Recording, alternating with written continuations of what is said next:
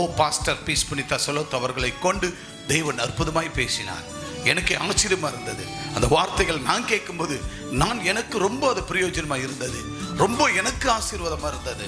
ஆகவே நீங்களும் இந்த வேளையில் அவர்களை கொண்டு தேவன் பேச போகிறார். அந்த வார்த்தைகளை நீங்கள் கேட்டு உங்கள் வாழ்க்கையில் நீங்கள் பிரயோஜனப்படுத்துங்க. அதை அநேகருக்கு ஷேர் பண்ணுங்க, அநேகருக்கு சொல்லி அவர்களும் தேவாலயத்தில் கொண்டு வாங்க. கர்த்தர் ஆசீர்வதிப்பார். எல்லாரும் கண்களை மூடி நாம் ஜெபிக்கலாம். பரிசுத்த பிதாவே, இந்த வேளைக்கு நன்றி. குமார் இயேசுவின் நாமத்தில் ரெவரண்ட் பீஸ் புனிதா செலோத் கோ பாஸ்டர் அவர்கள் இப்பொழுது கொடுக்க போகிற வார்த்தை அவர்கள் மூலமாய் நீர் பேசும். நாங்கள் கேட்கிறோம், எங்களை தாழ்த்துகிறோம், நாங்கள் அர்ப்பணிக்கிறோம், எங்களை விட்டு கொடுக்கிறோம். எங்களுடைய வேலைகள் எல்லாம் விட்டு உம்மை நோக்கி வந்தோம். எங்களுக்கு நல்ல ஆராதனை முடிந்து என் தேவன் எங்களுக்கு கொடுக்கப்படுகிற வார்த்தை எங்களுக்கு அனுதின மன்னாவாய் எங்களுக்கு கொடுப்பதற்காக ஸ்தோத்திரம். நீர் பேசும் அடியாளை கொண்டு நாங்கள் கேட்கிறோம். நசன இயேசுவின் நாமத்தினால மகளை மூடி மறைத்து நீங்க ஆலோசிங்கப்பா, நீங்க ஆளுகை செய்யுங்க. ஆசீர்வாதமாய் அவங்க மூலமாய் பேசும். நாங்கள் காத்திருக்கிறோம் இயேசுவின் நாமத்தில். நல்ல பிதாவே, கரங்களை தட்டியவர்களை வரவேற்போம். வேதாகம் வாசிப்பதால் நமக்கு கிடைக்கும் 6 நன்மைகள். ஆல்ரெடி அதில் நம்ம 2 பார்த்தாயிடுச்சு. அதில் முதல் காரியம் பார்த்தீங்கன்னா, வேதாகம் நமது ஆத்துமா போஜனமா இருக்கிறது. ஹல்லேலூயா. எப்படியா இருக்கு நம்முடைய ஆத்துமாக்கு? வேதாகமும் போஜனமா இருக்கிறது. இரண்டாவதாக, வேதாகம் ருசிகரமானது, அது பலனா இருக்கிறது. இரண்டாவது காரியம், வேதாகம் நமக்கு ருசியா இருக்கிறது, ருசிகரமான இருக்கிறது, அது பலனா இருக்கிறது. மூன்றாவதாக நாம் பார்க்க போகிறோம். ஹல்லேலூயா, ஆமென், ஹல்லேலூயா.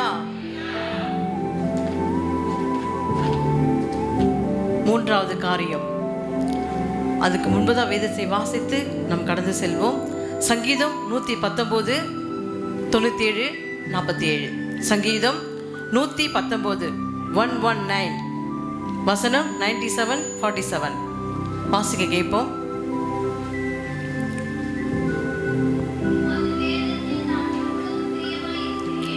உமது வேதத்தில் நான் எவ்வளவு பிரியமாய் இருக்கிறேன், நாள் முழுவதும் அது என் தியானம். கரங்களை தட்டி ஹல்லேலூயா. உமது வேதத்தில் நான் எவ்வளவு பிரியமாய் இருக்கிறேன், நாள் முழுவதும். நாள்னா ஃபுல் டே, 24 மணி நேரம் முழுவதும் அது என் தியானமாக இருக்கிறது. ஆமென், ஹல்லேலூயா. இன்றைக்கு கேட்டுக்கொண்டிருக்கிற அன்பு சகோதரியே, சகோதரியே, வாலிப பிள்ளைகளே, நம்ம நாள் முழுவதும் தியானமாக இருக்கிறோமா? கொஞ்சம் சிந்திச்சு பாருங்க. யாராவது ஒருத்தர் சொல்ல முடியுமா? அந்த நாள் முழுவதும் என்னோட தியானமே, என்னோட உயிர் மூச்சு, என்னோட உயிர் பேச்சு, என் உயிர் நாடி எல்லாமே வேத வசனம் நம்மளால சொல்ல முடியுமா? ஒரு நாள் முழுவதும் இல்லை. ஆமாவா இல்லையா? ஆமென், ஹல்லேலூயா. அப்போ ஒருத்தர் கூட நம்ம என்ன செய்கிறோம்? அந்த நாள் முழுவதும் அவருடைய தியானம், அவருடைய வசனமாகிய அந்த வசன கற்பனத்தில் நம்ம என்னவா இல்லை? தியானமா இல்லை. ஆனால் தாவீது சொல்லுகிறார், உமது வேதத்தில் நான் எவ்வளவு பிரியமா இருக்கிறேன், நாள் முழுவதும் அது என் தியானம். நம்முடைய வாழ்க்கையில நேரம் கிடைக்கும் போதெல்லாம் அவனுடைய வசனத்தை நம்ம என்ன செய்யணும்? அதை தியானித்து கொண்டே இருக்க வேண்டும். ஹல்லேலூயா. இன்னைக்கு எதையோ நாம் தியானிக்கிறோம். நண்பர்களை தியானிக்கிறோம், டிவியை தியானிக்கிறோம், போனை தியானிக்கிறோம், உலகப்பிரமாண காரியங்களை தியானிக்கிறோம், சொந்த பந்தங்கள் உறவுகள் என்று சொல்லி இப்படியாக இந்த மாதிரியான காரியங்களே நம்ம தியானிக்கிறோமே தவிர, நமக்காக, நம்முடைய ஜீவனுக்காக அவர் இரத்தத்தை கொடுத்து நம் ஜீவனை மீட்டு நம் உயிரோடு வாழும்படியாக, சம்பூர்ண ஆசீர்வாதங்களோடு நம்ம இருக்கும்படியாக அவர் கொடுத்த அந்த ஆசீர்வாதங்களை நம்ம என்ன செய்ய மாட்டோன்ற வசனத்தை தியானிக்க மனதில்லாமல் இருக்கிறோம். ஹல்லேலூயா. அப்படி நாம் இல்லாதபடிக்கு எப்படியாக நம்முடைய வாழ்க்கையில வாழ வேண்டும்? உமது வேதத்தில் நான் எவ்வளவு பிரியமா இருக்கிறேன். பிரியமா இருக்கிறது மாத்திரமல்ல, அந்த நாள் முழுவதும் அதான் என் தியானம். இன்னைக்கு எதிலையோ நம்ம பிரியமா இருக்கிறோம். இன்னைக்கு பெற்றோர்களா இருக்கட்டும், வாலிபர்களா இருக்கட்டும், சிறியோர் யாரா இருந்தாலும் சரி, அவங்க என்ன செய்யறோம்? நம்ம தேவையில்லாத காரியங்களை பிரியப்படுகிறோம், தேவையில்லாத காரியங்களை நம்முடைய ஹார்ட்டை கொடுத்துறோம், தேவையில்லாத காரியங்களை நம்முடைய சிந்தனை திசை திருப்பிறோம். அது எல்லாம் இல்லாதபடிக்கு செய்ய வேண்டிய காரியத்தை சரியாய், நேர்த்தியாய், உண்மையாய், உத்தமமாய், உண்மையாக கர்த்தருக்கு நாம் செய்யும் போது, அவர் மீது பிரியப்படும் போது கர்த்தர் உன் மீது என்ன செய்வார்? அவர் பிரியமா இருப்பார். என் உபவதியே, மணவாளனாகிய இயேசு கிறிஸ்துவே, என் உபவதியே, என் மணவாளனே, என் மணவாட்டியே என்று அவர் உங்க மீது பிரியப்படுவார். அவர் உங்க மேல பிரியப்பட வேண்டும் என்று சொன்னால் நீங்கள் அவருடைய இருதயத்துக்கு ஏற்ற போல அவருடைய வசனத்தின் மேல என்னவா இருக்கணும்? பிரியமா இருந்து தியானமா இருக்கிற மனுஷன் இரவும் பகலும் அவருடைய வேத வசனத்தை தியானமா இருக்கிற மனுஷன் யார்? அவன் பாக்கியவான். நீங்கெல்லாம் யாரு? பாக்கியவான். அப்ப நீ பாக்கியவனா இருக்க வேண்டும் என்று சொன்னால் நம்ம யாரை தியானிக்க வேண்டும்? பக்கத்து வீட்டுக்காரரையா? பக்கத்து வீட்டுக்காரர் பிரியப்பட வேண்டுமா? இல்ல சொந்த மீது பிரியமா? நம்முடைய பிரியமெல்லாம் யார் மீதா இருக்க வேண்டும்? அழியக்கூடிய பொருட்கள் மீது இல்ல, மாறக்கூடிய மனிதர்கள் மீது அல்ல, உண்மையான அன்பு, உன்னையும் என்னையும் உண்டாக்கின இயேசுவினுடைய வார்த்தை நம்ம எப்படியா இருக்க வேண்டும்? பிரியமா இருக்க வேண்டும். கரங்களை தட்டி ஹல்லேலூயா, ஹல்லேலூயா. அடுத்ததாக 47 வாசித்து கேட்போம். நான் பிரியப்படுகிற உமது கற்பனைகளின் பெயரில் மனமகிழ்ச்சியா இருக்கிறேன். கரங்களை தட்டி ஹல்லேலூயா, ஹல்லேலூயா. அப்ப எப்படி நமக்கு மனமகிழ்ச்சி வரும்? நல்ல உடை போட்டா மனமகிழ்ச்சி வந்துடுமா? இல்ல நல்ல நகைகளை உடுத்தி கொண்டால் மனமகிழ்ச்சி வந்துடுமா? இல்ல அன்றாட கறி மீன் என்று சொல்லி ருசியான பதார்த்தங்களை சாப்பிட்டால் நமக்கு மனமகிழ்ச்சி வந்து விடுமா? இல்லது உலகபரமான காரியங்களை சந்தோஷத்தை சம்பாதிப்பது அதுல மனமகிழ்ச்சி வருமா? இல்லவே இல்லை. எல்லாம் அழியக்கூடியது. ஹல்லேலூயா. எல்லா பொருட்களும் எல்லாவற்றையும் அழிந்து போவோம். ஆனா அழியாது ஒன்று வேத வசனம். நான் பிரியப்படுகிற உமது கற்பனைகளின் பெயரில் மனமகிழ்ச்சியா இருப்பேன். ஹல்லேலூயா. உங்க வாழ்க்கை, உங்க சந்தோஷம், சமாதானம் எல்லாம் உங்களுக்கு கிடைக்க வேண்டும் என்று சொன்னால் அந்த மனமகிழ்ச்சியாக வேத வசனத்துக்குள்ளாக நீங்க கடந்து போகும்போதுதான் நிலையான மகிழ்ச்சி உங்களுக்கு வரும். ஆமென், ஹல்லேலூயா. மனிதன் கொடுக்கிற மனமகிழ்ச்சி சந்தோஷம் அல்ல, ஆசையாக பேசுகிற வார்த்தை அல்ல. இன்னைக்கு நன்றாக பேசுவான், அதே வாய் நாளைக்கு நாரி போனதாக பேசுவான். ஹல்லேலூயா. நாரி போனது நமக்கு தேவையில்லை. வீணான வார்த்தைகள், பேச்சுக்கு நமக்கு தேவையில்லை. உண்மையான கற்பனைகளின் பேரில் மனமகிழ்ச்சியா இருப்பதே நமக்கு மிகுந்த சந்தோஷம். ஹல்லேலூயா. மீண்டும் ஒரு விசை கரங்களை தட்டி ஹல்லேலூயா. நம்முடைய பிரியம், நம்முடைய மனமகிழ்ச்சி எதில் இருக்க வேண்டும் சொல்லுங்க. கரங்களை பிடித்து ஒருத்த கரங்களை பிடிங்க. நம்முடைய பிரியம், நம்முடைய மனமகிழ்ச்சி ஆண்டுடைய வேத வசனமாகிய அந்த கற்பனையில் தான் இருக்க வேண்டும். ஆமென், ஹல்லேலூயா. கரங்களை தட்டி அடுத்ததாக நம் வேதத்துக்குள்ளாய் கடந்து செல்லும் 2 காரியம் பார்த்தோம். இப்ப 3வதாக வேதாகம் நமக்கு வெளிச்சமாய் இருக்கிறது. ஹல்லேலூயா. வேதாகம் உங்கள் ஒவ்வொருத்தருக்கும் என்னமாய் இருக்கிறது? வெளிச்சமாய் இருக்கிறது. ஹல்லேலூயா. எழுதி கொள்ளுங்க. வேதாகமும் நமக்கு வெளிச்சமாய் இருக்கிறது. சங்கீதம் 119, 105. உம்முடைய வசனம் என் கால்களுக்கு தீபமும் என் பாதைக்கு வெளிச்சமா இருக்குது. ஹல்லேலூயா. கரங்களை தட்டி பார்த்தீங்களா? அவருடைய வேதத்தையே, அவருடைய வசனத்தையே ஆண்டவர் எப்படியா சொல்லுகிறார்? உம்முடைய வசனம் என் கால்களுக்கு தீபமும் என் பாதைக்கு வெளிச்சமா இருக்குது. ஹல்லேலூயா, ஹல்லேலூயா. அப்ப நம்முடைய பாதைக்கு வெளிச்சம் தீபமா இருக்குது. ஹல்லேலூயா. நம்முடைய பாதைக்கு வெளிச்சம் தான் வேதாகமம், அவருடைய வார்த்தை தான் வெளிச்சம். ஹல்லேலூயா.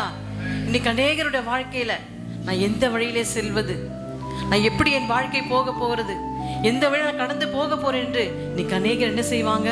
புலம்பிக் கொண்டு திகைத்து கொண்டு எங்க போவது என்று தெரியாமல் அறியாமல் போய்கொண்டு இருப்பார்கள்.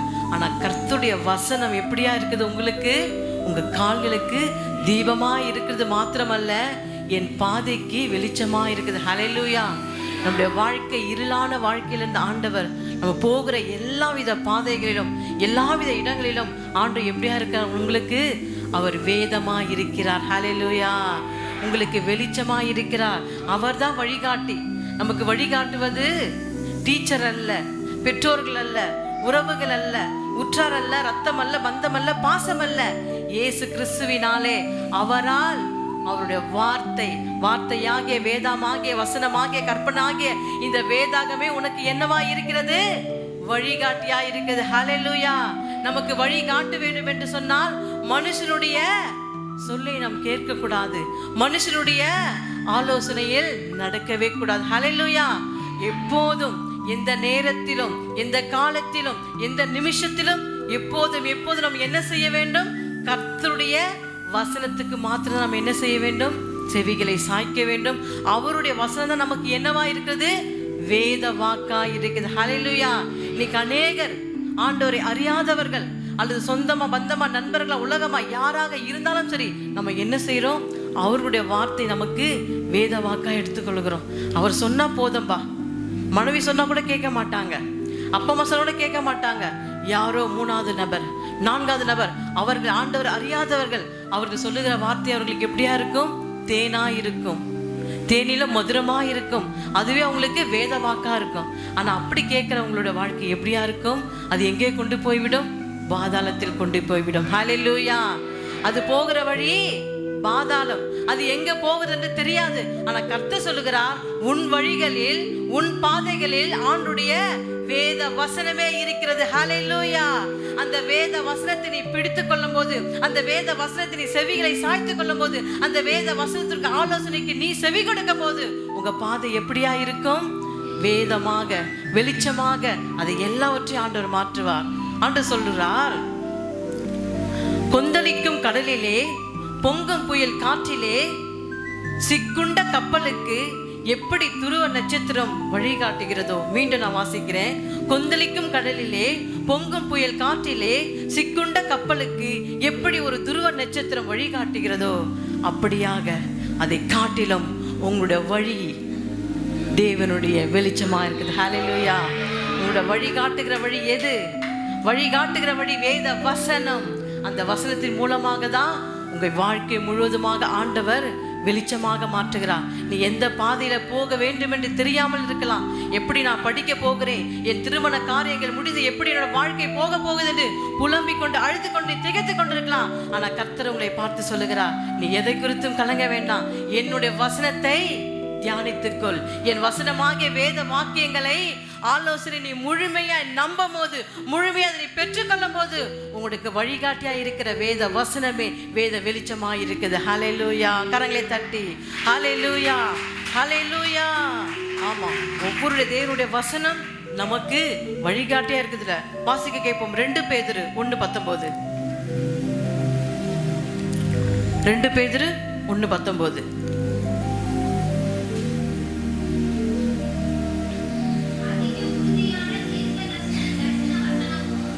அதிக உறுதியான தீர்க்க தரிசன வசனமும் நமக்கு உண்டு. அப்படியே நிறுத்துங்க. அதிக உறுதியான, உறுதி என்றால் மிக மிக ஸ்ட்ராங். அது என்றும் அழியாதது. எத்தனை புயல் காற்று வந்தாலும், எத்தனை சுனாமிகள் வந்தாலும் அழியக்கூடியாதது எது? வேத வசனம். ஹல்லேலூயா. அந்த அதிக உறுதியான தீர்க்க தரிசனம் வசனம் நமக்கு உண்டு. பொழுது விடிந்து விடிவெள்ளி உங்கள் இதயங்களில் உதிக்கமளவும் இருளுள்ள ஸ்தலத்தில் பிரகாசிக்கிற விளக்கை போன்ற வசனத்தை நீங்கள் கவனித்திருப்பது நலமாயிருக்கும். கரங்களை தட்டி ஹல்லேலூயா, ஹல்லேலூயா. பொழுது விடிந்து விடிவெள்ளி நட்சத்திரம் உங்கள் இதயங்களில் உதிக்கமளவும் இருளுள்ள ஸ்தலத்தில் பிரகாசிக்கிற விளக்கை போன்ற வசனத்தை நீங்கள் கவனித்திருப்பது நலமாயிருக்கும். ஆமென். ஹல்லேலூயா.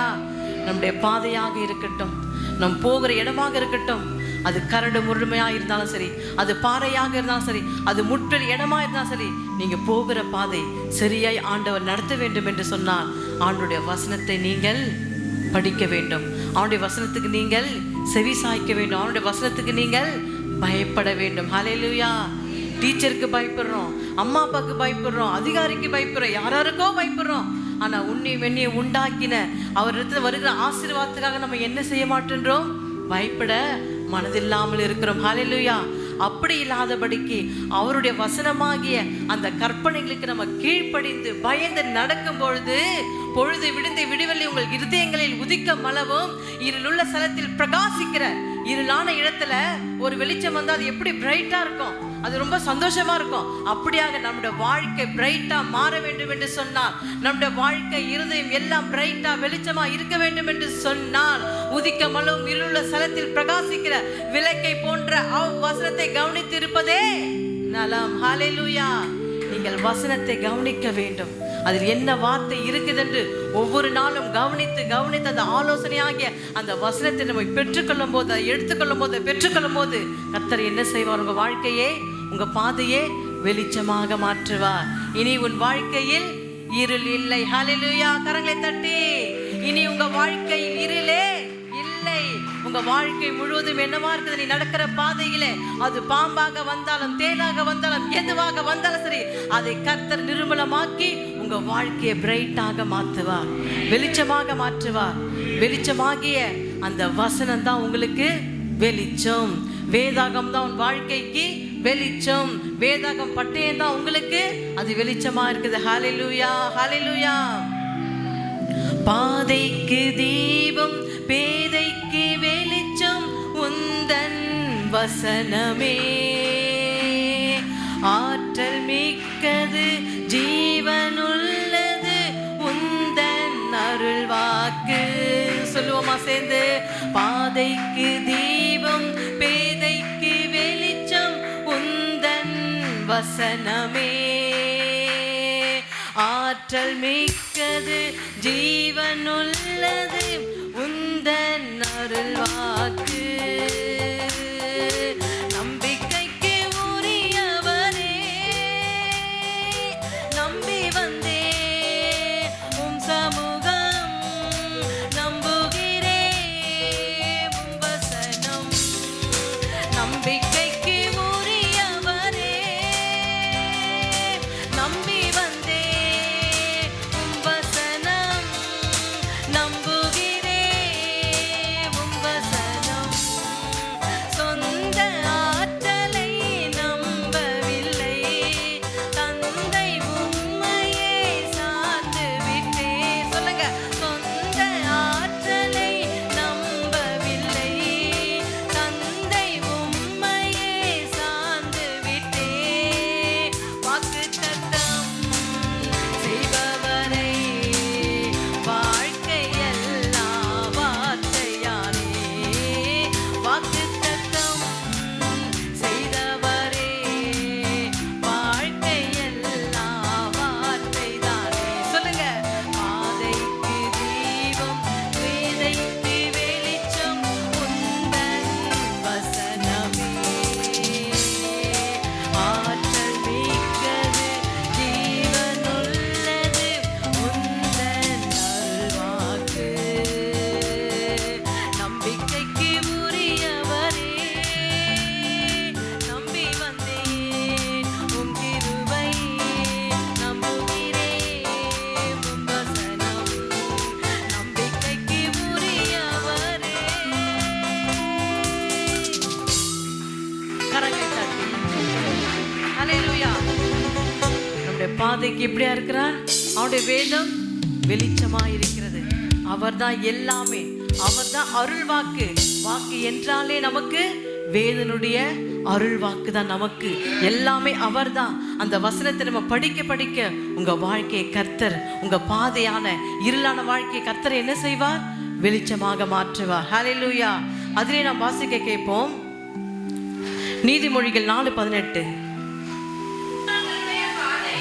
நீதிமான்களுடைய பாதை நடு பகல் வரைக்கும் அதிகமாய் பிரகாசிக்கிற சூரிய பிரகாசை போல் இருக்கும். ஹல்லேலூயா. அப்போ உங்க பாதை தேவனுடைய வெளிச்சமா இருக்குது மாத்திரமல்ல, நீதிமான்களாகிய உங்களுடைய பாதை நடு பகல் வரைக்கும் அதிகமாய் பிரகாசிக்கிற சூரிய பிரகாசம் போல் இருக்கும். ஹல்லேலூயா. கரங்களை தட்டி. ஹல்லேலூயா. நம்முடைய வாழ்க்கை எப்படியா கர்த்தர் மாற்றுவார்? சூரிய பிரகாசிக்கிற அதிகமாய் பிரகாசிக்கிற சூரிய பிரகாசம் போல் நீங்கள் உங்களோட வாழ்க்கை இருக்கும். ஆமென். ஹல்லேலூயா. அப்ப நம்முடைய வாழ்க்கை பிரகாசிக்க வேண்டும் என்று சொன்னால் கர்த்தருடைய வாக்கை நம்ம என்ன செய்ய வேண்டும்? அனுதினமும் அதை வாசிக்க வேண்டும், அதை உட்கொள்ள வேண்டும், அதை தியானித்து அந்த வசனத்தின் மீது நம்ம என்னவா இருக்க வேண்டும்? பிரியமா இருக்கும் போது தான் கர்த்தர் என்ன செய்வார்? நம்முடைய பாதையை வெளிச்சமாக மாற்றுவார். வெளிச்சம் மாத்திரமல்ல, வேத வசனத்தை கொண்டு வேதாகமே நம்முடைய பாதைக்கு வெளிச்சமா இருக்கு என்று சொல்லுகிறார். ஆமென், ஹல்லேலூயா. அதே நாம் வாசிக்க கேட்போம். சங்கீதம் 119 130. சங்கீதம் 119 130. உம்முடைய வசனத்தின் பிரச்சீத்தம் வெளிச்சம் தந்து பேதைகளை உணர்வுள்ளவாக்கும். ஹல்லேலூயா. இன்றைக்கு அநேக நம்ம எப்படியா இருப்போம்? பேதையாக இருப்போம். ஒன்றும் தெரியாமல் நம்மளோட வாழ்க்கையில எப்படி போவது, எப்படி நம்மளோட வாழ்க்கை அடுத்த ஸ்டெப்புக்கு எப்படி நடத்த போகிறோம், நம்ம வாழ்க்கை என்னெல்லாம் செய்ய போகிறோம் என்று பேதையாக இருப்பார்கள். கர்த்தர் சொல்லுகிறார், உம்முடைய வசனத்தின் பிரசீத்தம் வெளிச்சம் தந்து அவருடைய சுத்தமான அவருடைய வார்த்தை மூலமாக வசனத்தின் மூலமாக உங்களுக்கு அதிகமான வெளிச்சத்தை தந்து பேதைகளாகிய உங்களை உணர்வுள்ளவாக்கிறார். ஹல்லேலூயா. ஆபிரகாம் லிங்கன் யாருக்கு தெரியும்? ஆபிரகாம் லிங்கன் தெரிஞ்ச கரங்களை வைத்துங்க. அவர் படித்தவரா படிக்காதவரா? இமான், அவர் படித்தவரா படிக்காதவரா? சத்தமா சொல்லுங்க. அவர் படிக்காதவர். ஹல்லேலூயா.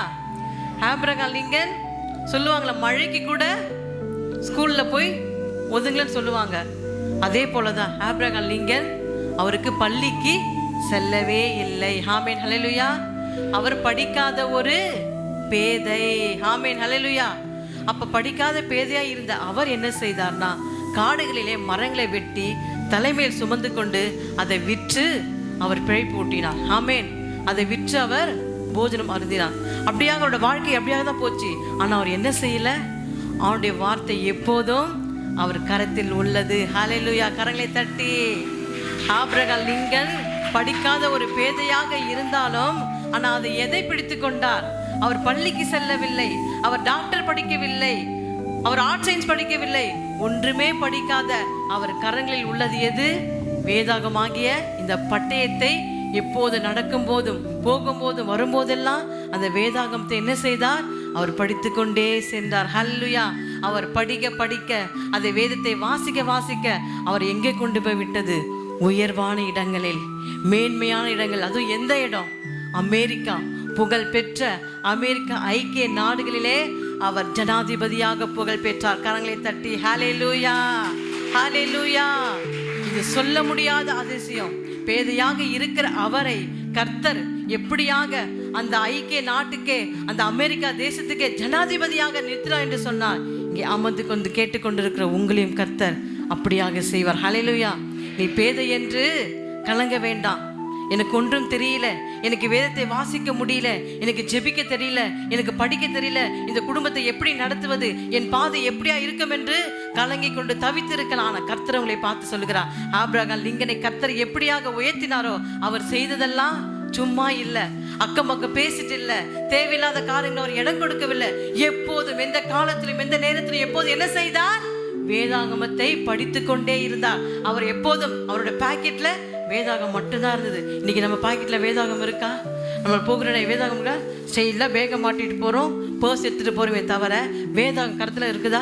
இல்லவே இல்லை. ஆனா வரும் காலங்களே நமக்கு வேண்டியது என்னவென்றால் வேதாகம் தான். ஹல்லேலூயா. சொல்லுங்க, நமக்கு உண்மையானது வேதாகமாகிய அந்த வசனத்தை நம்ம வாசிக்க வாசிக்க உன்னை உயர்வான இடங்களை ஆண்டவர் கொண்டு போய் விடுவார். உன்னை கீழாக்காமல் கர்த்தர் மேலாக்குவார். எதை கொண்டு? வேத வசனத்தை கொண்டு. உன்னை வாளாக்காமல் தலையாக்குவார். எதை கொண்டு? வேத வசனத்தை கொண்டு. எப்படியாக ஆபிரகாம் லிங்கனை கர்த்தர் உயர்த்தி ஆசீர்வதித்தாரோ அப்படியாக உங்களையும் கர்த்தர் என்ன செய்வார்? பேதையாக இருக்கிற உங்களையும் கர்த்தர் உயர்த்துவார். ஆமென், ஹல்லேலூயா. அதிலே வாசிக்க கேட்போம். சங்கீதம் 19:7. கர்த்தருடைய வேதம் குறைவற்றதும் ஆத்துமாவை உயிர்ப்பிக்கிறதுமாய் இருக்கிறது. கர்த்தருடைய சாட்சி முழுமையானதும் பேதையாக நாணயாக்கிருதமாய் இருக்கிறது. ஹல்லேலூயா. கரங்களை தட்டி. அவருடைய சத்தியம் ஆத்துமாவை உயிர்ப்பிக்கிறது மாத்திரமல்ல, கர்த்தருடைய சாட்சி முழுமையானதும் பேதையை நாணயாக்கிருதமாய் இருக்கிறது. ஆமென், ஹல்லேலூயா. கர்த்தருடைய வார்த்தை, ஆண்டவர் சொல்லுகிற வார்த்தை, ஞானிகளை பைத்தியமாக்க செய்ய முடியும், பேதைகளை ஞானியாக்க முடியும். ஆமென். கர்த்தருக்கு பயப்படுதலே ஞானத்தின் ஆரம்பம். கர்த்தருக்கு பயப்படுதலே ஆயுசு நாட்களை பெருக பண்ணும். உங்க ஆயுசு நாட்கள் பெருக வேண்டும் என்று சொன்னால், உங்களுக்கு ஞானம் வேண்டும் என்று சொன்னால், அதிக மதிப்பெண்ணை எடுக்க வேண்டும் என்று சொன்னால், என் பாதை வெளிச்சமாக மாற வேண்டும் என்று சொன்னால், நீங்கள் என்ன செய்ய வேண்டும்? கர்த்தருடைய வசனத்துக்கு கீழ்ப்படிய வேண்டும். கர்த்தருடைய வசனத்துக்கு பயப்பட வேண்டும். நீங்க பயப்படும் போது, நீங்க கீழ்ப்படியும் போது அது எங்கே கொண்டு போகும்? உங்களை ஆபிரகாம் லிங்கனை போல கர்த்தர் உங்களை உயர்வுக்கு கொண்டு போவார். ஆமே. நீ எந்த இடத்துல தள்ளப்பட்டாயோ, நீ ஃபர்ஸ்ட் ரேங்க் வரல, எப்போது லாஸ்ட் ரேங்க் தான் எடுக்கிறான்ட்டு கவலை வேண்டாம். நீ வேதத்தை அதிக அதிக நேசிக்க நேசிக்க, எங்க பிள்ளைங்களுக்கெல்லாம் அப்படிதான். மேக்ஸ் வராது, கர்த்தருடைய வசனத்தை கொண்டு போதிப்போம், வேத வசனத்தை கொண்டு போதித்து ஜெபிங்க ஜெபிங்கன்னு சொல்லி கொடுப்போம். இன்னைக்கு கர்த்தர் பிள்ளைகளை ஞானியாக மாத்திருக்கிறார். ஆமென். ஹல்லேலூயா. பார்த்தீங்கன்னா ஒரு சாட்சி சொல்ல விரும்புகிறேன். சாமுக்கு அப்போ எல்கேஜி யூகேஜான்னு தெரியல, டியூஷனுக்கு போவார். அப்போ திடீர்னு வந்து ஒரு டீச்சர் என்ன சொன்னாங்க, சாம் சரியாக படிக்கல, நீங்கள் இனிமேல் டியூஷனுக்கு அனுப்ப வேண்டாம்னு சொல்லிட்டாரு. அதுவும் என்ன சொன்னார்னா, ஒரு 5-6 பேர் நிற்கும் போது சொல்லிட்டாரு. அது எனக்கு ரொம்ப அவமானமாயிட்டு. என்னடா அது இப்படி சொல்லிட்டாங்களே, குழந்தை படிக்கிட்டு சொல்லி, சரி கர்த்தர் ஞானத்தை கொடுப்பாருன்னு சொல்லி என் கண்ணீரோடு சாமியை ஒப்பு கொடுத்து மகன் நல்லா படிக்க வேண்டும் என்று சொல்லி வேதத்தை போதித்து போதித்து கர்த்தருக்கு பயந்து பயந்து அவர்கள் சொல்லிக் கொடுக்கும் போது கர்த்தர் என்ன செய்தார்? இன்றைக்கு மகன் ஒரு MBBS படிக்கும்படியாக, யார் எதிர்க்க தள்ளப்பட்டார்களோ, என் மகனோ இன்னைக்கு அநேகருக்கு சேவை செய்யும்படியாக ஒரு ஊழியக்கார மகனாக கர்த்தர் இன்றைக்கு நிறுத்தியிருக்கிறார். அப்படியாகத்தான் நம்முடைய வாழ்க்கையில எங்க நம்ம தள்ளப்பட்டாலும் சரி, எங்க நம்ம குறைக்கப்பட்டாலும் சரி, கர்த்தர் நிச்சயமாகவே அவருடைய வசனத்தை கொண்டு நம்மளை ஞானமாக மாற்றுவார். ஆமென். ஹல்லேலூயா. ஹல்லேலூயா. கரங்களை பிடித்து சொல்லுங்க, கர்த்தருக்கு பயப்படுதலே ஞானத்தை கொண்டு வரும். கர்த்தருக்கு பயப்படுதலே ஆயுசு நாட்களை பெருக பண்ணும். ஆமென். ஹல்லேலூயா. கரங்களை தட்டி ஆமென். ஹல்லேலூயா. அப்ப நீங்க என்ன செய்ய வேண்டும்? கர்த்தருடைய வார்த்தைக்கு செவி கொடுக்க வேண்டும். கர்த்தருடைய ஆலோசனையாகிய அந்த வேத வாக்குகளுக்கு நம்ம செவி கொடுத்து நம்ம பயந்து நடக்கும்போது நம்முடைய பாதை எப்படியா இருக்கும்? சொல்லுங்க, நம்முடைய பாதை எப்படியா இருக்கும்? வெளிச்சமா இருக்குது மாத்திரம்ல, வேதமே வெளிச்சமா உங்களுக்கு வழிகாட்டியா இருக்கும். ஹல்லேலூயா. என் கால்கள் சறுக்கும் போதெல்லாம் தாங்குதையா உன் வசனம். என் கால்கள் சறுக்கும் போதெல்லாம் தாங்குதையா உன் வசனம். நான் அழுது புலம்போ நேரமெல்லாம் நான் அழுதா உங்க வசனம். என்னை அணைக்குதையா உங்க வசனம். என் கால்கள் சறுக்கும் போதெல்லாம் தாங்குதையா உன் கிருபை. என் கால்கள் சறுக்கும் போதெல்லாம் தாங்குதையா உன் வசனம். நான் அழுது புலம்போ நேரமெல்லாம் நான் அழுது புலம்போ நேரமெல்லாம் அணைக்குதையா உங்க வசனம். என்ன அணைக்குதையா உங்க வசனம். நான் போகும் பாதையெல்லாம் உம் சமூகம் செல்லுதையா. நான் போகும் பாதையெல்லாம் உங்க வசனம் செல்லுதையா. என் போனதான வழிகளெல்லாம் என் போனதான வழிகளெல்லாம் செவ்வையாக மாறுதையா. எனக்கு செவ்வையாக மாறுதையா. என் பலனாகிய கர்த்தாவே, நான் உம்மையே நம்பி உள்ளேன். கைவிடப்படுவதில்லை. நீங்க யாரும் கைவிடப்படுவதில்லை. கர்த்தருடைய வசனத்தை தியானிக்கும் போது, கர்த்தருடைய வசனத்தை கீழ்ப்படியும் போது நிச்சயமாகவே நீங்கள் கைப்படுவதில்லை. கரங்களை தட்டி ஹல்லேலூயா.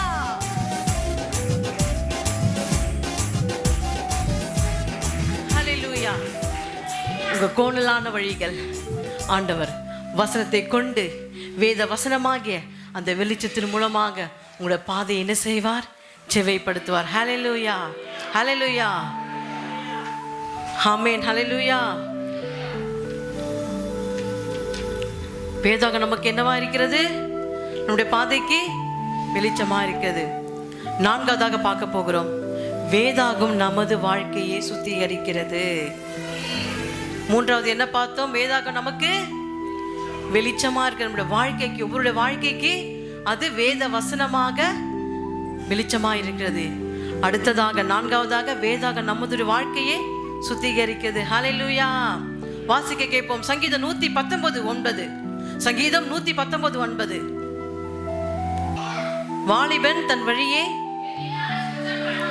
சொல்லுங்க, எதினால் சுத்தம் பண்ணுவான்? சுத்தம் பண்ணும் உமது வசனத்தின்படி தன்னை காத்துக் கொள்கிறதினாலே தானே. ஹல்லேலூயா. கரங்களை தட்டி ஹல்லேலூயா. வாலிபன் தன் வழியை எதினால் சுத்தம் பண்ணுவான்? உமது வசனத்தின்படி தன்னை காத்துக் கொள்கிறதினாலே. அடிக்கடி பிள்ளைங்க சண்டே கிளாஸ் ஒரு பாட்டு பாடுவாங்க. சோப்பு போட்டாலும் சில பாடுங்க தெரியும். யாருக்கெல்லாம் தெரியும் அந்த பாட்டை? இவன் தெரியுமா உனக்கு அந்த பாட்டு? சோப்பு போட்டாலும் அது சுத்தமாகாது, சர்ப்பு போட்டாலும் அது வெண்மையாகாது, வாஷிங் மிஷினும் அது அழுக்கை நீக்காது. வேத வார்த்தை தான். கரங்களை தட்டி ஹல்லேலூயா, ஹல்லேலூயா. வாஷிங் மிஷினோ, விலை உயர்ந்த லிக்விடோ, சர்ஃப் எக்ஸலோ, ஏரியலோ எதுவாக இருந்தாலும் உன் இருதயத்தை சுத்தம் பண்ணவே முடியாது. உன் இருதயத்தை சுத்திகரிக்க முடியாது. உன் இருதயத்தை பூரணப்படுத்த முடியாது. உன் இருதயத்தை பரிசுத்தப்படுத்த முடியாது. ஹல்லேலூயா. எதனாலதான் சுத்தமாக முடியும்? வேத வசனம், வசனம், வசனமே அதுவே உன்னை சுத்திகரிக்கும். ஹல்லேலூயா. இன்னைக்கு நம்ம சுத்திகரிக்கப்பட வேண்டும் என்றால் சுத்த பொன்னாக புடமிடப்பட வேண்டும். ஹல்லேலூயா. எப்படி ஒரு பொண்ணு அது சுத்த பொன்னாக அது புடமிடப்பட்டு வெளியே வருகிறதோ அப்படியாக கேட்டுக்கொண்டிருக்க அன்பு சகோதரி, சகோதரி, நீங்களும் அப்படியாகத்தான் சுத்த பொன்னாக விளங்க செய்ய வேண்டும் என்று சொன்னால் அவருடைய வார்த்தைக்கு நீங்கள் விட்டு கொடுக்க வேண்டும். உங்க இருதயத்தை சுத்தம் பண்ண வேண்டும். எதினால்? அவருடைய வசனத்தின் மூலமாக தான். ஹல்லேலூயா, ஹல்லேலூயா. சரி, உங்ககிட்ட இப்ப கேள்வி கேட்க போறேன். மொத்த பைபிள், பழைய ஏற்பாடு புதிய ஏற்பாடு உள்ள எல்லா வேத வசனம் எவ்வளோ? நான் அதிகாரம் கேட்கவில்லை, நான் சொல்லுவதை நன்றாக புரிந்து கொள்ளுங்கள். இந்த வேதாகமம் இருக்குதுல, ஃபுல் வேதாகமம், பழைய ஏற்பாடு புதிய ஏற்பாடு, இது முழுவதும் எவ்வளவு வசனம்? நீங்க சொல்லாதீங்க ப்ளீஸ் சாமுவேல், அவங்க சொல்லட்டும், அவங்கள தெரியப்படுத்துறோம். இது ஃபுல்லா காப்பிட்டு சொன்னீங்களா? இதுல ஃபுல்லா 31,100 கரங்களை உங்களுக்கே தட்டிக்கோங்க. இதெல்லாம் நம்ம தெரிஞ்சுக்கூடிய விஷயம். ஏதோ நம்ம தெரிஞ்சுக்கிறோம். அப்போ பார்த்தீங்கன்னா, நான் இந்தியில் இருக்கும்போது சினிமா பாட்டெல்லாம் மனப்பாடம் பண்ணுவேன். அதிகமாக மனப்பாடம் பண்ணி பாடுவேன் அந்த நாட்கள். ஆனால் நம்ம கர்த்தரை ஏற்றுக்கொண்ட நாட்களில் நம்ம என்ன செய்ய வேண்டும் என்று சொன்னால், இது எல்லாம் நமக்கு புரிந்து கொள்ள வேண்டும். இதுதான் நம்ம எங்கே கொண்டு போக போகுது?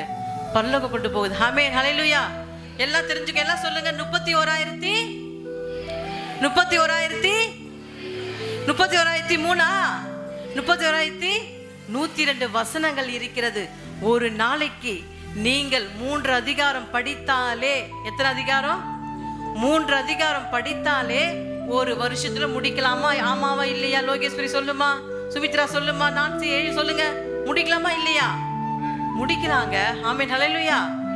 இன்னைக்கு மெடிக்கல், இன்னைக்கு இன்ஜினியர் புக்கை போய் பாருங்க, இவ்வளோ பெருசா இருக்குது. அதை முடிக்கல, ஒரு வருஷம் அவங்க படிக்கல. அப்ப இது படிக்க கசப்பா இருக்கா நமக்கு? அது மாம்சத்துக்குரிய படிப்பு, அது அழியக்கூடிய படிப்பு.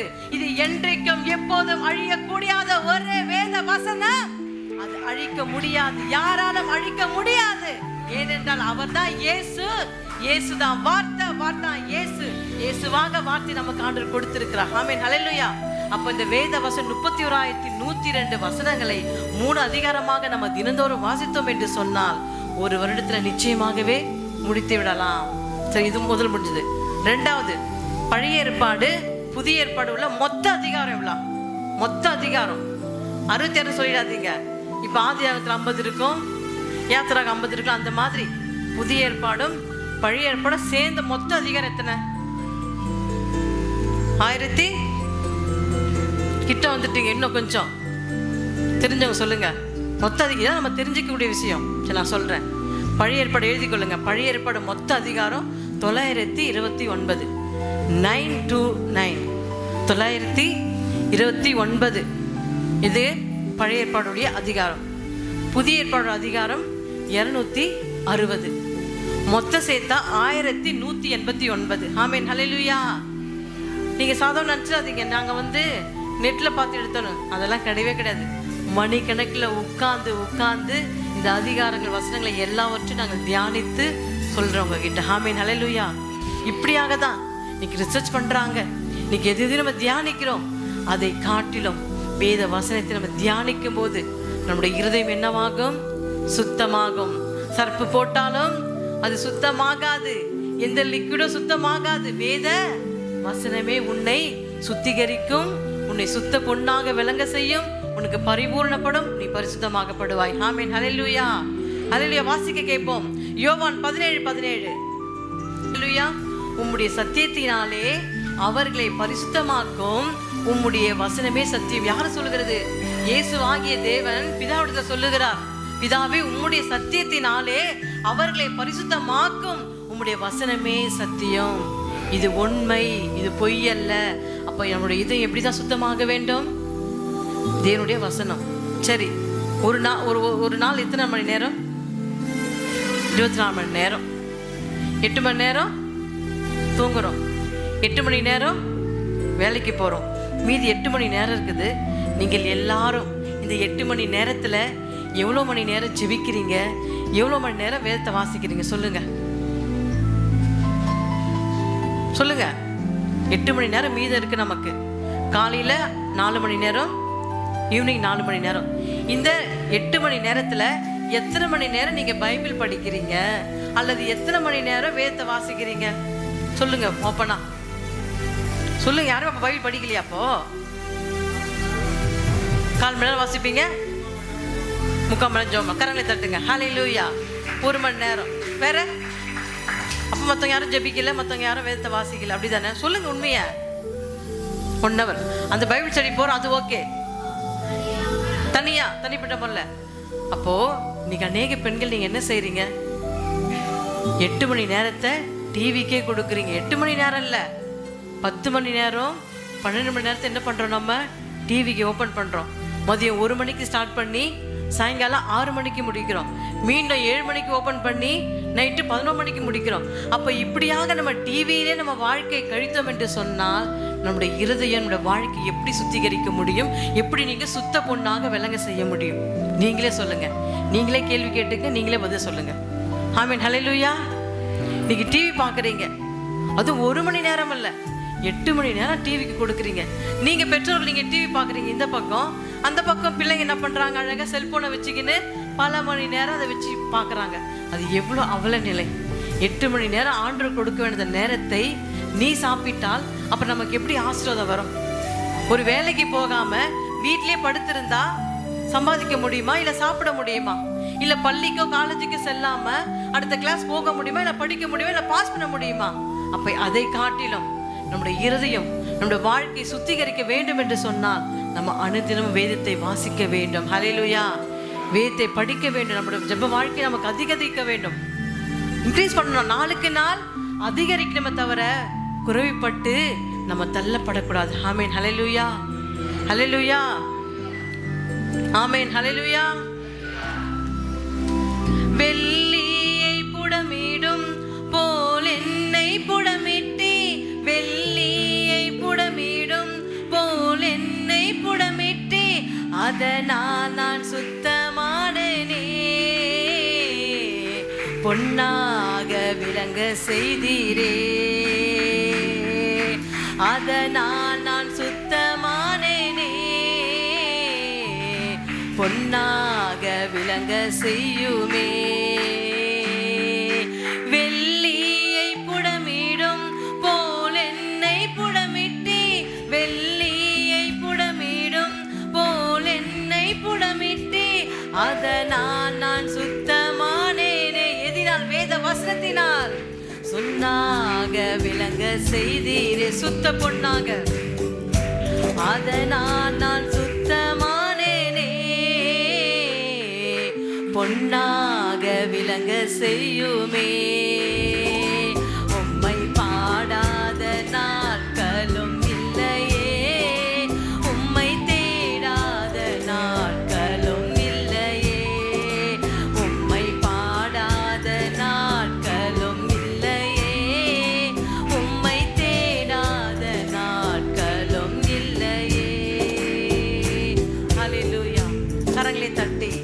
ஹல்லேலூயா. நீங்கள் எதினால் சுத்த பொன்னாக விளங்க செய்ய முடியும்? அனுதினம் ஜெபிப்பது மூலமாக. அனுதினமும் வேதத்தை வாசிக்க வேண்டும். நாளுக்கு நாள் நீங்கள் வேதத்தை வாசிக்க எப்படியாக ஆபிரகாம் லிங்கனை கர்த்தர் மேன்மையாக உயர்த்தினாரோ அப்படியாக இருக்கிற உங்கள் யாவரையும் கர்த்தர் நிச்சயமாகவே உயர்த்துவார். எதை கொண்டு? அவருடைய வசனத்தை கொண்டு. நீ வசனத்துக்கு நேராக நீ டிவி அந்த 8 மணி நேரம் டிவிக்கு கொடுப்பதை விட்டு நீங்க ஜெபத்துக்கு கொடுத்து பாருங்க, வேதத்தை வாசித்து பாருங்க. அப்புறம் எப்படி நீங்க சொல்றீங்க, இன்னும் என் கடன் தீரவில்லை, இன்னும் என் நோய் போல, இன்னும் என் கஷ்டம் தான், இன்னும் இன்கிரிமெண்ட் வரல, பிள்ளைங்க படிக்கல, திருமண காரியம் நடக்கல, இப்படியே சொல்லிக்கொண்டு புலம்பிக் கொண்டு இருந்தால் எப்படி நமக்கு ஆசீர்வாதம் வரும்? அது வரவே வராது. ஹல்லேலூயா. உங்களுக்காக டீச்சர் படிச்சு டீச்சர் எக்ஸாம் எழுத முடியாது. நீ படித்தாதான் நீ எக்ஸாம் எழுத முடியும், நீ ஃபர்ஸ்ட் கிளாஸை பாஸ் பண்ண முடியும். அப்பதே போலதான் அதை காட்டில நீ வேத வசனத்தை எப்படியாக அதிகமாய் படிக்கிறாயோ அதுதான் உனக்கு மேன்மை கொண்டு போய்விடும். ஆமென். ஹல்லேலூயா. இல்லைன்னா ஒன்றும் இல்லை, நீங்க எல்லாம் கடைசி வரைக்கும் புலம்பிக் கொண்டே தான் இருக்கணும். இத்தனை லோன் கட்டுறேன், அத்தனை லோன் கட்டுறேன், பஸ் பார் இல்லை, அது இல்லை என்று சொல்லி சாக்க போக்க சொல்லி கொண்டு இருப்பீரே தவிர உங்களுக்கு மேன்மை வந்து சேரவே சேராது. ஹல்லேலூயா. நீங்க எவ்வளவாக வேதத்துக்கு இடம் கொடுக்கிறீங்களோ, எவ்வளவு வேதத்தை நீங்க படிக்கிறீங்களோ, டிவிக்கு கொடுக்கிற நேரம், போனுக்கு கொடுக்கிற நேரம், உலக நண்பர்கள் கொடுக்கிற நேரம், அதை எல்லாவற்றையும் விட்டு தேவ சமூகத்தில் வந்து இல்லை உங்க வீட்டில் உட்கார்ந்து 1 மணி நேரம் ஜெபிப்பது, 1 மணி நேரம் வேதத்தை நீங்க வாசிக்க நீங்க அவரோட வசனத்தை ருசிக்க கர்த்தர் உங்களை ருசிக்க செய்வார். ஹல்லேலூயா. அவருடைய பார்வை, அவருடைய கண்கள் உங்கள் மீது படும். ஆமென். இன்னைக்கு எத்தனையோ பேரோட வாழ்க்கை அவருடைய பார்வை படாமல் நம்ம வாழ்ந்து கொண்டிருக்கிறோம், உழைந்து கொண்டிருக்கிறோம், ஓடி ஆதாம ஏவாளை போல ஒளிஞ்சு கொண்டிருக்கிறோம். அப்படி இல்லாதபடிக்கு தெளிந்த முகமாய், சுத்த இருதயத்தோடு வேத வசனத்தின் மூலமாக நாம் சுத்திகரிக்கப்பட்டு நம் வாழ்க்கை முழுவதும் எப்போது வேத வசனம் என்று சொல்லி வேத வசனங்களுக்கு நாம் இடம் கொடுக்கும் போது உம்முடைய சத்தியத்தினாலே அவர்களை பரிசுத்தமாக்கும். உம்முடைய வசனமே சத்தியம். ஹல்லேலூயா. ஹல்லேலூயா. ஹல்லேலூயா. நம் வாசிக்க கேட்போம். சங்கீதம் 119 152. நீர் உம்முடைய சாட்சிகளை என்றென்றைக்கும் சாபித்தே என்பதை அவர்களால் நான் நெடுங்காலமா ஆந்திருக்கேன். அதே 152 வாசிங்க. 151. கர்த்தாவே நீ சமீபமாய் இருக்கிறீர், உமது கற்பனை எல்லாம் உண்மை, இது பொய்யல்ல. அவர் பொய் சொல்ல ஒரு மனிதனல்ல, அவருடைய எல்லாவித கற்பனையும் உண்மை. இயேசு உண்மை, இயேசு வார்த்தை உண்மை. அந்த உண்மையான வார்த்தை நம்மளை நிச்சயம் என்ன செய்ய வேண்டும்? சுத்திகரிக்க நம்ம என்ன பண்ண வேண்டும்? அது வசனத்துங்களுக்கு விட்டு கொடுக்க வேண்டும். ஹல்லேலூயா. அதை நாம் வாசித்து முடிப்போம். 1 பேதுரு 1ஆம் அதிகாரம் 22 25 வரைக்கும். ஆகையால் நீங்கள் மாயமற்ற சகோதர சிநேகிதம் உள்ளவர்களாகும்படி ஆவியினாலே சத்தியத்துக்கு கீழ்ப்படிந்து உங்கள் ஆத்துமாக்களை சுத்தமாக்கி கொண்டவர்களாய் இருக்கிறபடியால் சுத்த இருதயத்தோட ஒருவரில் ஒருவர் ஊக்கமாய் அன்பு கூறுங்கள். ஆமென். ஹல்லேலூயா. அப்படி எடுத்துங்க. அப்ப நம்ம எப்படியா இருக்கணும்? ஆகையால் நீங்கள் மாயமற்ற சகோதராய் சிகிதம் உள்ளவர்களாய் இருக்கும்படி ஆவியினாலே சத்தியத்துக்கு கீழ்ப்படிந்து உங்கள் ஆத்துமாக்களை சுத்தமாக்கி கொண்டவர்களாய் இருக்கிறபடியால் சுத்த இதயத்தோட ஒருவர் ஊக்கமாய் அன்பு கூறுங்கள். ஆமென். ஹல்லேலூயா. நமக்கு என்ன வேணும்? சுத்த இருதயம் வேணும். கரைப்படாத கண்கள், கரைப்படாத கரங்கள், கரைப்படாத இருதயமாகி நம்ம என்ன செய்ய வேண்டும்? ஒருவருக்குள்ளாக ஊக்கமாக அன்பு கூர்ந்து ஊக்கமாக ஜெபிக்க வேண்டும், ஊக்கமாக வேதத்தை வாசிக்க வேண்டும், ஊக்கமாக நம்முடைய வாழ்க்கையை சுத்திகரிக்க வேண்டும். அப்படி இருக்கிறபடியா நிச்சயம் நம்ம என்ன செய்வோம்? நமக்கு எப்போதும் மேன்மை ஆசீர்வாதத்தை நம்ம அதிகமாக பெற்றுக்கொள்வோம். அது 23 வாசிக்க கேட்போம். 25 வரைக்கும். அழிவுள்ள வித்தினாலே அல்ல, என்றென்றைக்கும் நிற்கிறதும் ஜீவனுள்ளதுமான வேத வசனமாகிய அழிவில்லாத வித்தினாலே மறுபடியும் ஜெனிப்பிக்கப்பட்டிருக்கிறீர்களே. ஆமென். ஹல்லேலூயா. ஆமென். அடுத்து வாசிங்க 25 வரைக்கும். மாம்சம் எல்லாம் எப்படியா இருக்கு? நம்முடைய மாம்சம் எல்லாம் புல்லை போலவும் மனுஷனுடைய மகிமை எல்லாம் புல்லின் பூவை போலும் இருக்கிறது. புல் உலர்ந்து அதன் பூவும் உணர்ந்து உதிர்ந்து. வாசிங்க அடுத்தது. கர்த்தருடைய வசனமோ என்றென்றைக்கும் நிலைத்திருக்கும். உங்களுக்கு சுவிசேஷமாய் அறிவிக்கப்பட்டு வருகிற வசனமே இதுவே. ஹல்லேலூயா, ஹல்லேலூயா, ஹல்லேலூயா. ஆமென், ஆமென், ஹல்லேலூயா, ஹல்லேலூயா. மீண்டும் வாசிக்க கேட்போம் அந்த வசனத்தை. கர்த்தருடைய வசனமோ என்றென்றைக்கும் நிலைத்திருக்கும். உங்களுக்கு எல்லாம் சேர்ந்து சொல்லுங்க.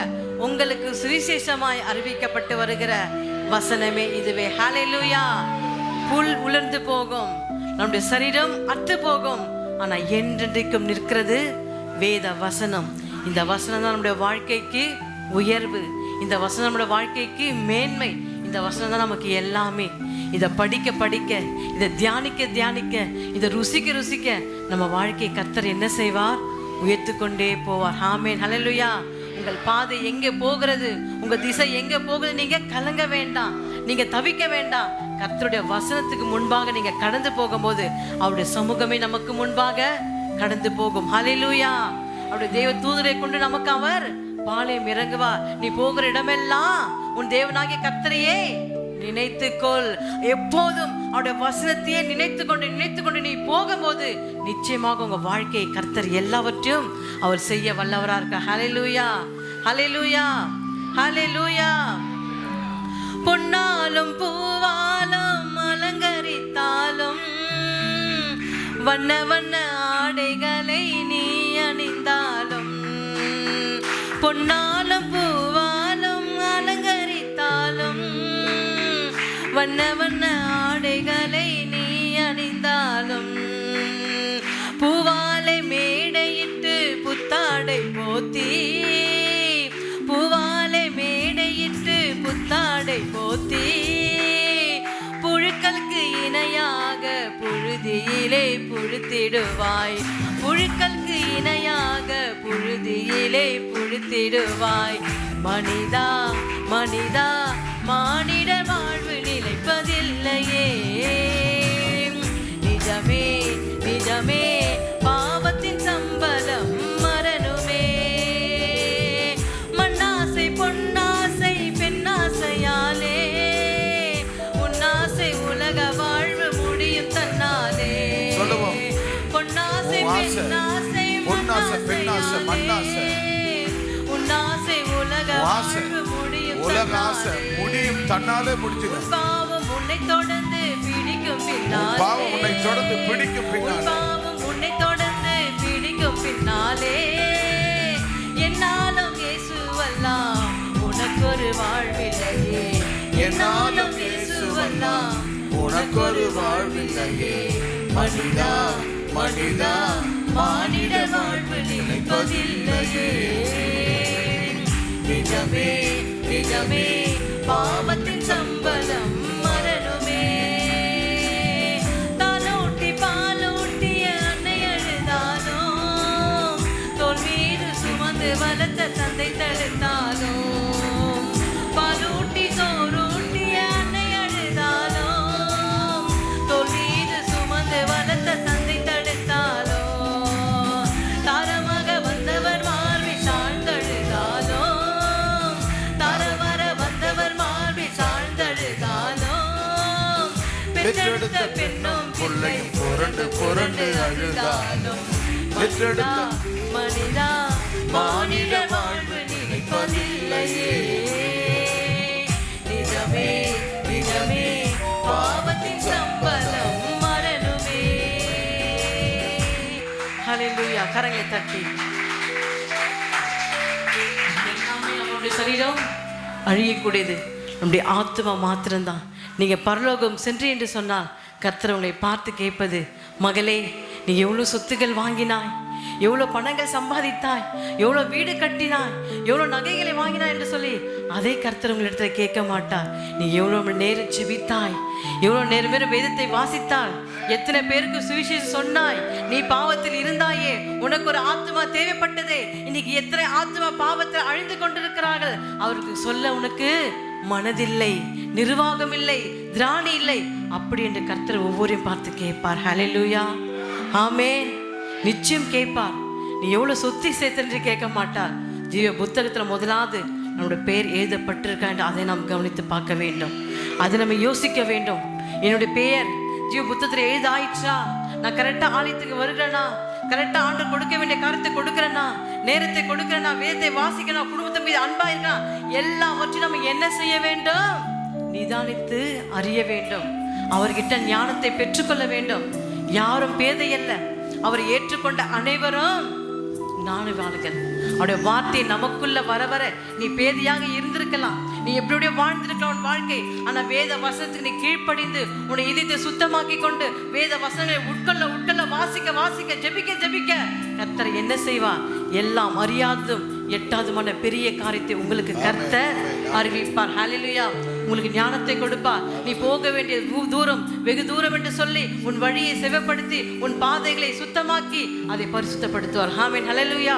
நீ பூரணப்பட்டவனாய் இருந்து தெய்வ சமூகத்தை சரி, உன் குடும்பத்தை சரி, கிராமத்தில் வாழுகிற எல்லா இடங்களும் கர்த்தர் உனக்கு உயர்வை கொடுப்பார். எப்படி கொடுப்பார்? வேதத்தை வாசிக்க வேண்டும், வேதத்தை நன்றாக படிக்க வேண்டும், நல்லா ஜெபிக்க வேண்டும். முடிந்த அளவுக்கு ஒரு நபருக்காவது ஒரு நாளைக்கு சுவிசேஷம் சொல்லப்பட வேண்டும். அப்போது கர்த்தர் உன் மீது பிரியமாய் இருப்பார். ஹல்லேலூயா. உன் மீது கர்த்தர் பிரியமாய் இருக்க வேண்டுமா? உன்னை நேசிக்க வேண்டுமா? அவருடைய கண்கள் உன் மேல பதிக்கப்பட வேண்டும் என்று சொன்னால் நீ என்ன செய்ய வேண்டும்? வேதத்தை வாசிக்க வேண்டும். உன் இதயத்தை ஆண்டுடைய வசனத்தின் மூலமாக சுத்திகரிக்க வேண்டும். பரிசுத்தமாக்கப்பட்ட சுத்த பொன்னாக நீ தேவ சமூகத்தில் விளங்க செய்யும் போது கர்த்தர் நிச்சயமாக உங்களுடைய வாழ்க்கையை ஆசீர்வதிப்பார். ஆமென், ஆமென்.